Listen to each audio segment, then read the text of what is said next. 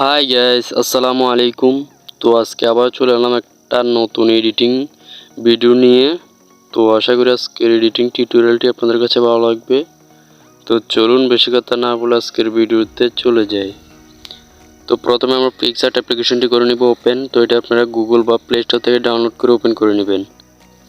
তো ওপেন করার পর এখানে আমরা প্লাস আইকনে ক্লিক করব। ক্লিক করার পর আমাদের মেমোরির ফটোগুলা চলে আসবে। তো আসার পর এখান থেকে আমরা চলে যাব ফোল্ডারে। তো ফোল্ডারে গিয়ে আমাদের যে মডেলের ফটোটি রয়েছে তো সেটা এখান থেকে আমরা অ্যাড করে নিব।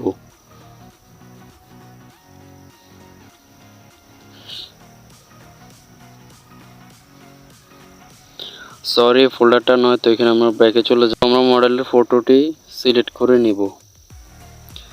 তো এখানে লোড নিচ্ছে একটু। তো এখানে সিলেক্ট হয়ে গেলে আমরা চলে যাব উপরে কাট আউট অপশনে। তো গিয়ে ব্যাকগ্রাউন্ডটা আমরা একদম ভালোভাবে রিমুভ করে নিব।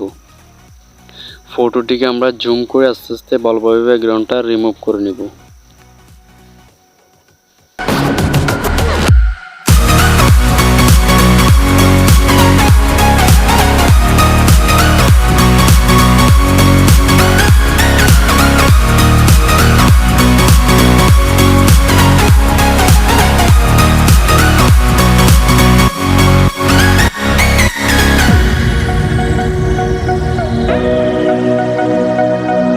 রিমুভ হয়ে গেলে আমরা ফটোটি করে দিব সেভ। তো পরবর্তীতে আমরা চলে আসবো ব্যাকে। তো ব্যাকে এসে আমরা এখানে একটা পিএনজি অ্যাড করে নিব।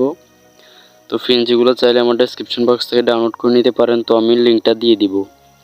এখানে আমরা অ্যাড ফটোতে ক্লিক করে আমরা তখন ফটো যেটা কাট আউট করেছি তো সেটা এখানে সিলেক্ট করে দিব। তো জাস্ট আমি এখানে জুম করে নিলাম। তো জুম করে আমরা একটু ভালোভাবে নিচ্ছি। তো জুম করে এখানে আমরা পিএনজিটার সাথে অ্যাডজাস্ট করে এখানে লাগিয়ে দিব।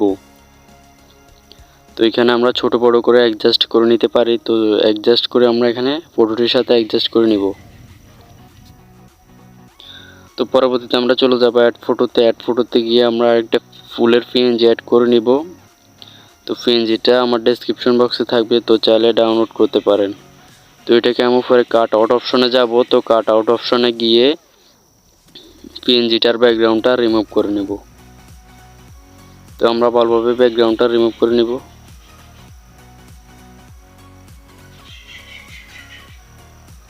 তো ব্যাকগ্রাউন্ডটা ভালোভাবে রিমুভ হয়ে গেলে এটা আমাদের মডেলের হাতের সাথে পিএনজিটা অ্যাডজাস্ট করে দিব। পিএনজিটা আমরা একদম ছোট করে মডেলের হাতের সাথে অ্যাডজাস্ট করে নিব। তো আমরা ভালোভাবে আগে অ্যাডজাস্ট করে নিই।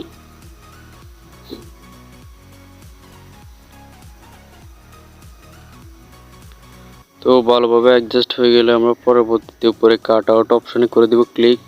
তো ক্লিক করার পর এখানে আমরা যে এক্সট্রা যে এটা রয়েছে তো সেটা এখান থেকে রিমুভ করে নিব কাট আউট করে। তো এখানে আমরা জুম করে কাট আউট করে অ্যাডজাস্ট করে নেব। তো অ্যাডজাস্টমেন্ট হয়ে গেলে এটাকে আমরা টিক মার্কে ক্লিক করে দিব। তো সেভ টু গ্যালারিতে দিয়ে সেভ করে নিব। খুবই সুন্দর এডিটিং হয়েছে দেখতেছেন। তো আমি দুইটা এডিটিং করেছি সেম প্রসেসে।